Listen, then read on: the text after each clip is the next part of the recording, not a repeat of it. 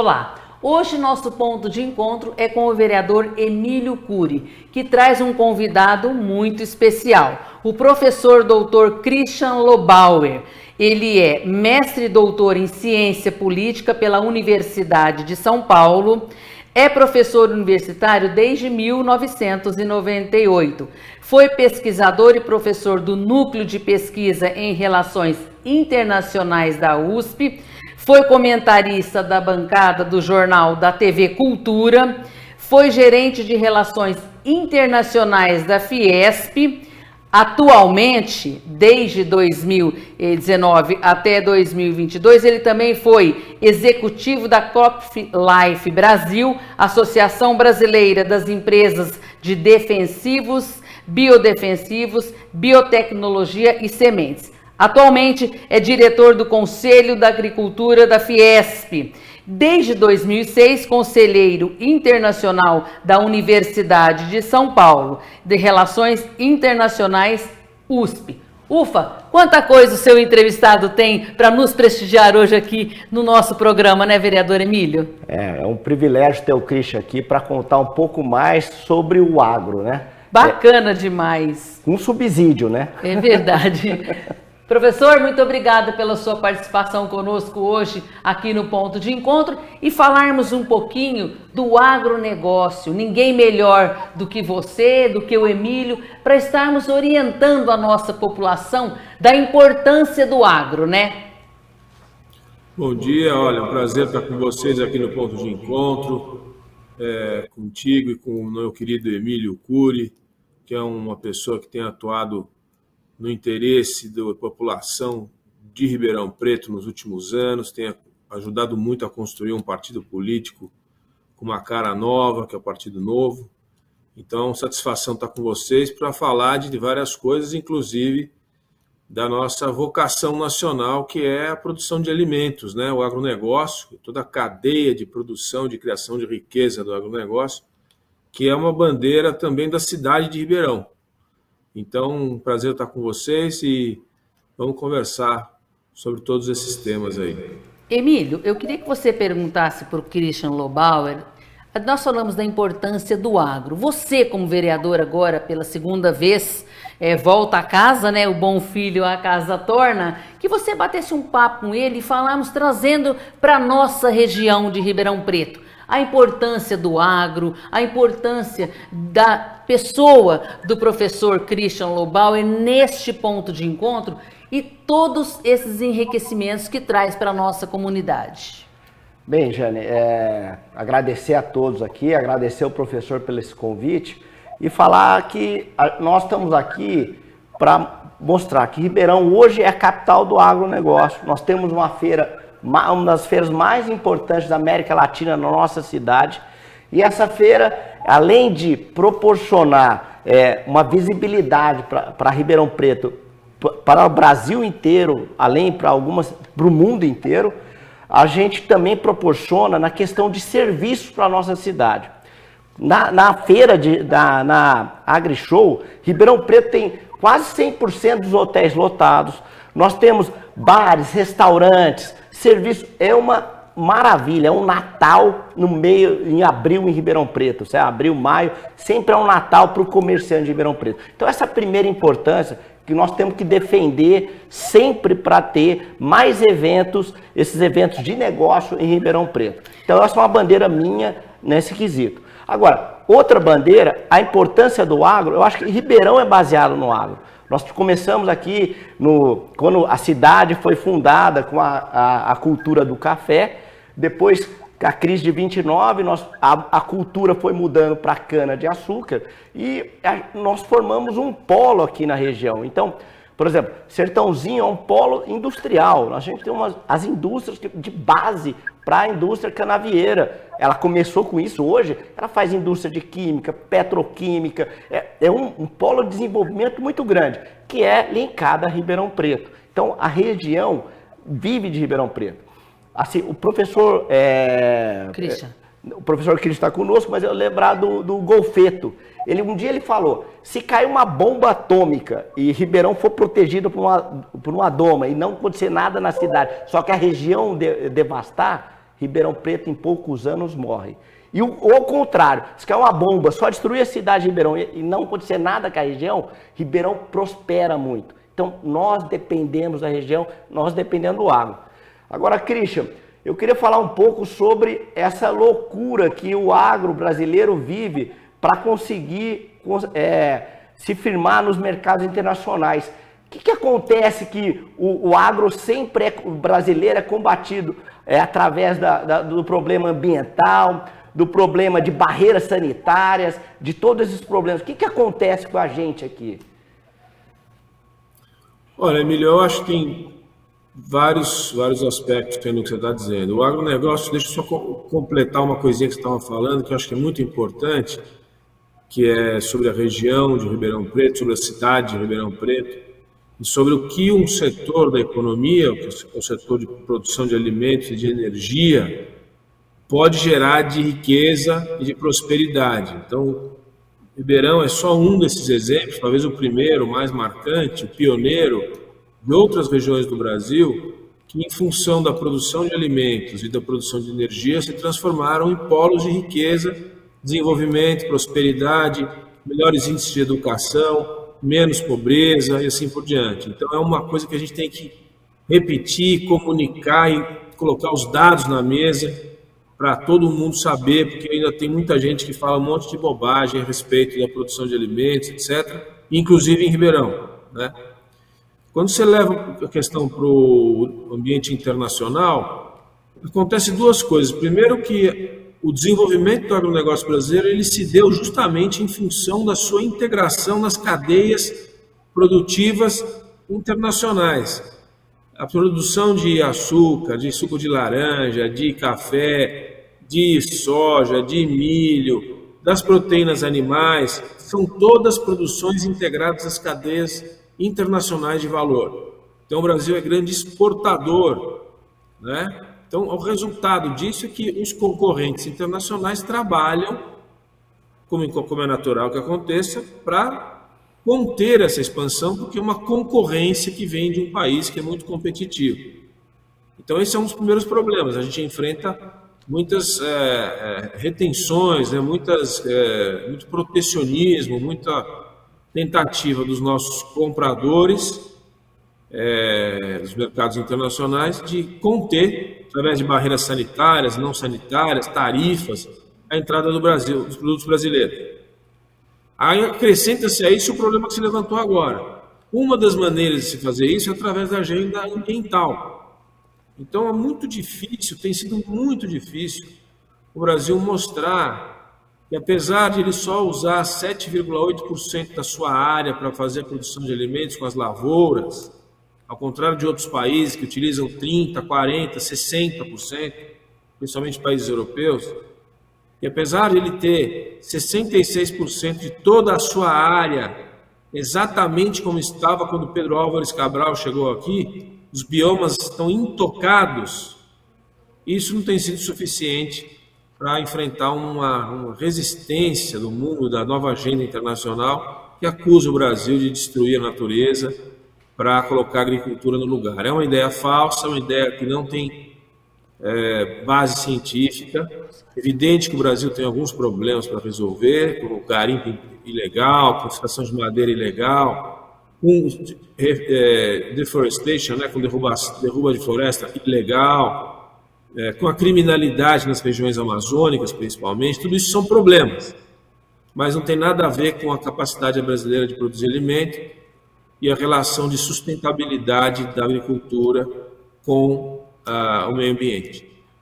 Professor Christian, quando você fala que 7,8% das lavouras aqui, em outros países 30%, 40%, o que o senhor acha que acontece no Brasil, tanto ao desmatamento ou às informações, por que nós temos tão pouco em relação aos outros países na lavoura? Nós seria 7, 8%, os outros países 30, 40%.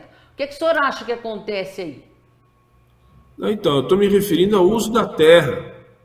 Veja, o Brasil é um país tão vasto, né? Com tanta terra disponível, e a produção, e já é um país que produz, segundo as últimas estatísticas, alimentos para alguma coisa em torno de 800 a 1 bilhão de pessoas na Terra. Imagina que a população da Terra hoje é de 8 bilhões de pessoas, em torno de 1 bilhão recebe alimento brasileiro.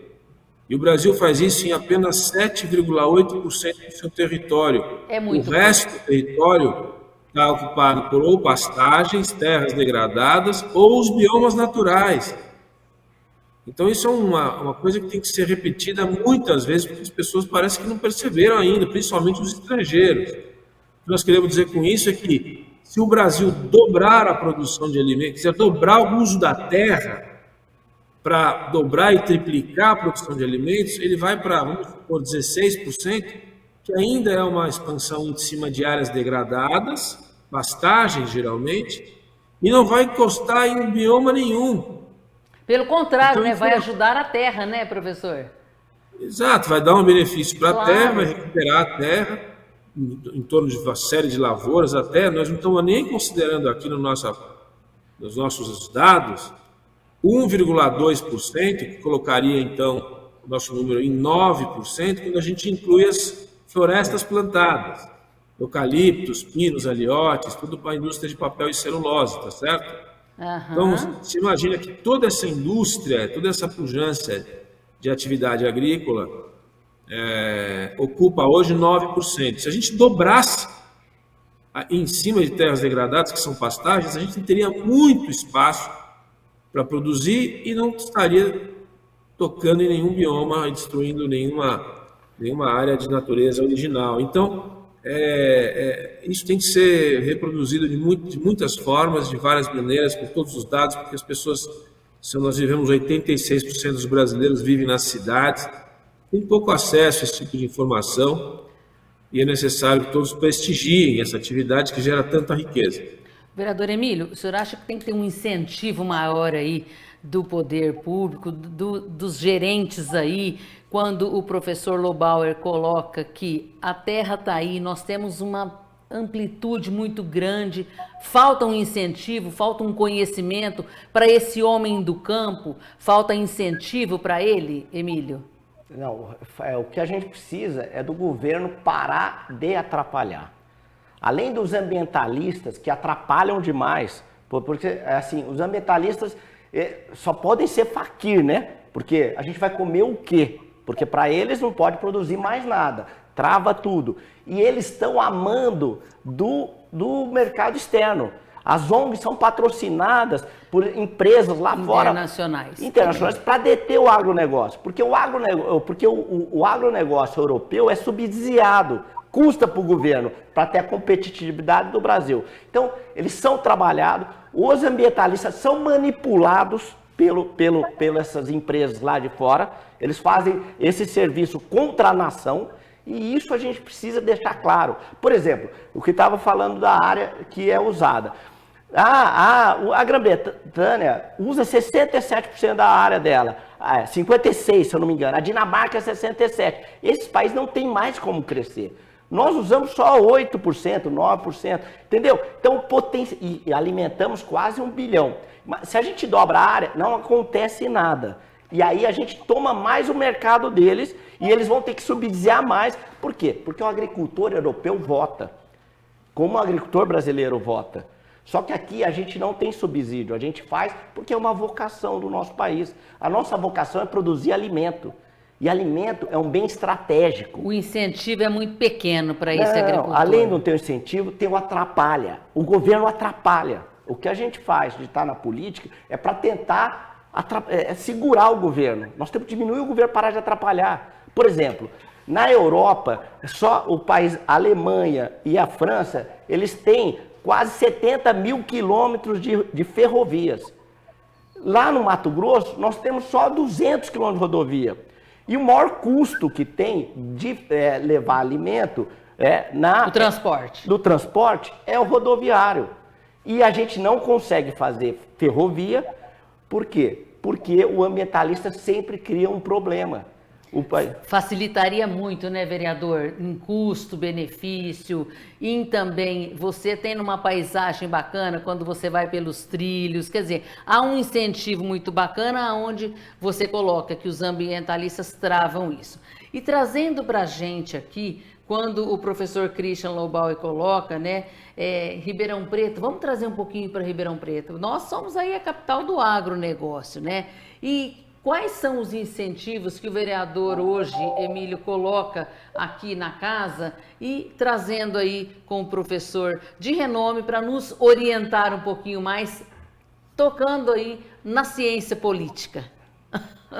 Bom, professor, eu acho que assim, o trabalho nosso é de combater a mal política, né? Tentar fazer o melhor para a população e incentivar os empresários. Professor, quais vocês acham que são os maiores gargalos que hoje o Brasil tem para não ter para não se tornar um país de primeiro mundo e ter uma agricultura mais pujante que a gente tem hoje? Olha, eu vou tentar responder a pergunta do ponto de vista municipal. Eu acho que é interessante a gente fazer essa ponte, porque a atividade agrícola, na verdade, ela é muito regulamentada e coordenada e organizada pelo Ministério da Agricultura e pela atividade federal, né?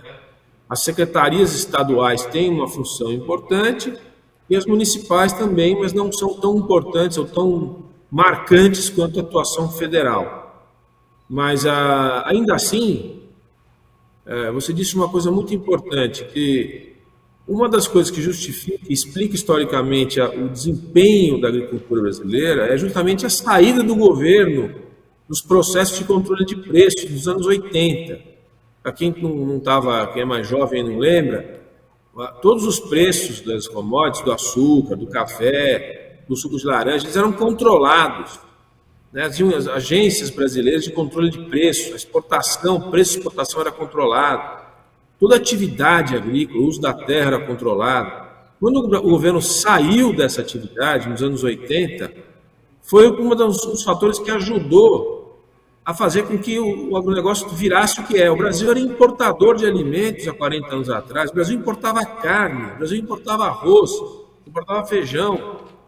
Hoje em dia, 40 anos depois, ele é o que é. Por quê? Porque o governo saiu do controle. Então você tem um ponto importante, Emílio, que é quando o governo interfere demais, geralmente não dá certo. E isso vale também para vou dar 3 exemplos aqui que mostram como na atividade municipal também existe esse problema. O primeiro exemplo é todas as semanas, aí todos os meses aparece algum vereador em alguma cidade do Brasil entrando com um projeto de lei municipal proibindo pulverização aérea de defensivo agrícola, que não é uma atividade municipal, mas que todo vereador oportunista acha que é uma boa bandeira, que vai tirar o veneno da agricultura. Geralmente são parlamentares de esquerda que usam isso de forma até oportunista, né?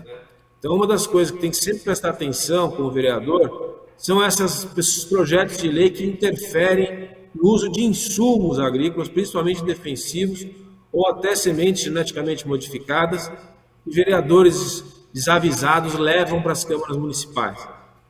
Um outro aspecto é o que você levantou, a questão de infraestrutura. Os municípios têm, sim, interferência no processo logístico, né? As estradas vicinais que escoam a produção são atividade do Estado, mas muitas vezes tem relação com a infraestrutura municipal. Então, cabe, sim, ao vereador e ao prefeito estarem conectados com essa possibilidade sempre de melhorar não só transporte, como armazenamento, do ponto de vista do uso dos espaços municipais do plano diretor da cidade. E um outro ponto também que sempre surge é a questão sanitária. Existem abatedouros, por exemplo, de frango, de aves, de suínos, em muitos municípios, que demandam certificação, né? Certificação sanitária. E muitas vezes há um problema de gente, de fiscalização, de qualidade de profissionais para atuar nessa atividade tão importante que é a fiscalização sanitária da produção de alimentos, com destaque para a proteína animal, que também passa pela agenda do vereador. Então, só para dar uma ideia, como é importante estar presente e responder a essas demandas além da questão ambiental, que hoje é a questão mais sensível, né? Toda a agenda ambiental, seja mundial, federal, estadual e municipal, ela vê o agronegócio como um inimigo, como um obstáculo para o desenvolvimento, como um destruidor da natureza, como um explorador do trabalho. O que ele não é. Então, basta-se ter um mínimo de conhecimento para saber que ele, exatamente o contrário, que ele é sustentável, que ele é criador de riqueza, que ele é remunerador, criador de renda e de pujança e de oportunidade. Então, está aí um pouco um resumo daquilo que a gente tem que trabalhar. Eu tenho certeza que o Emílio já está fazendo isso e vai fazer no seu próximo mandato. E aí, Emílio, o que é que você fala quando diz que o agro, as pessoas o têm como inimigo, e é bem o que o professor Lobauer coloca, né? As pessoas desavisadas, com o conhecimento não tão vasto como é o dele, dizendo que o agro, então, é um inimigo. O nosso papel, como o professor disse, é ser um tijolinho aqui embaixo, defendendo a causa do agro, defendendo o setor do agro, que é um setor gerador de riqueza. Você vê os municípios aos quais o agro está mais envolvido, a riqueza, a diferença de outros municípios que não têm, que são baseados mais na indústria ou outras fontes de renda.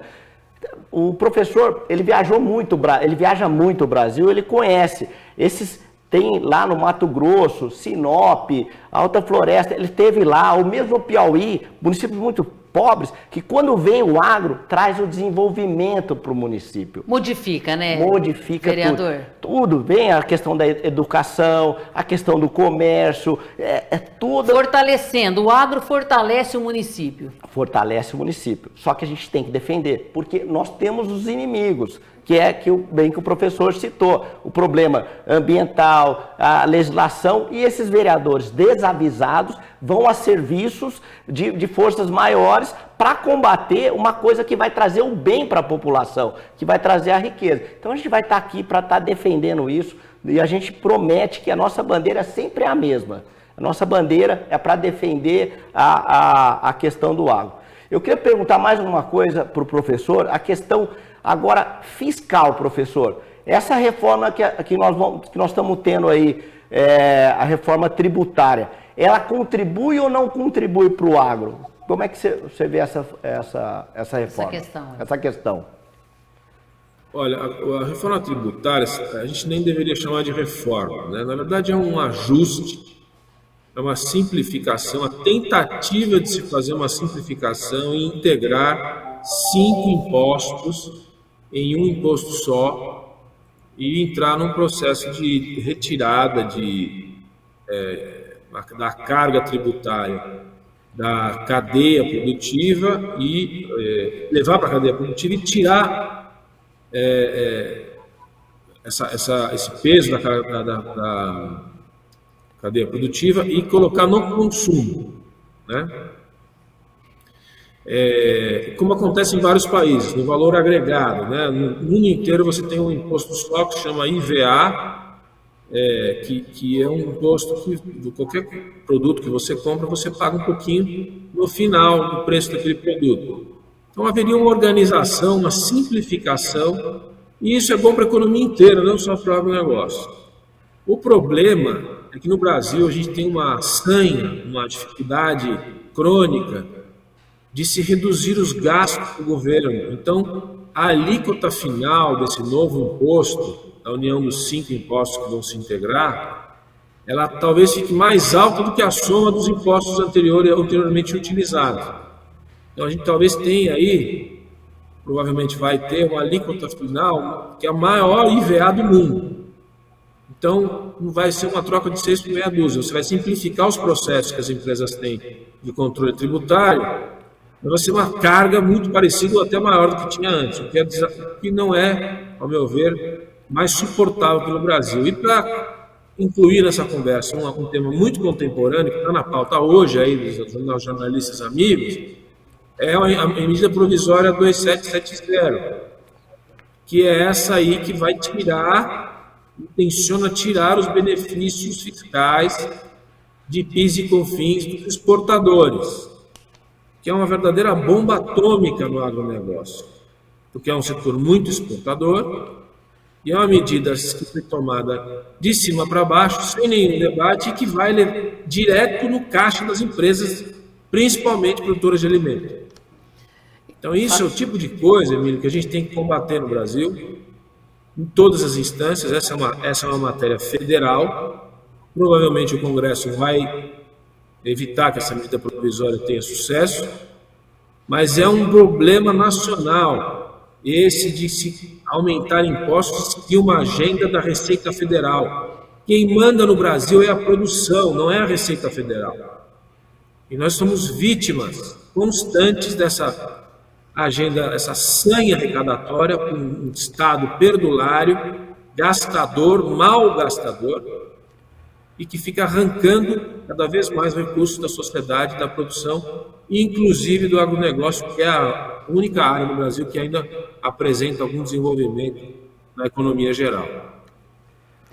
Emílio, falando da medida provisória 2770 que o professor Christian Lobauer coloca, e é muito importante a população conhecer essas ações que acontecem lá em Brasília, porque às vezes na calada da noite faz-se um projeto, aprova-se um projeto e ao invés de ajudar, não, está piorando. Como é o caso de vários impostos que estão querendo voltar, se já não voltou, que é o caso dos tributos dos veículos, querendo colocar novamente aí o DPVAT, enfim.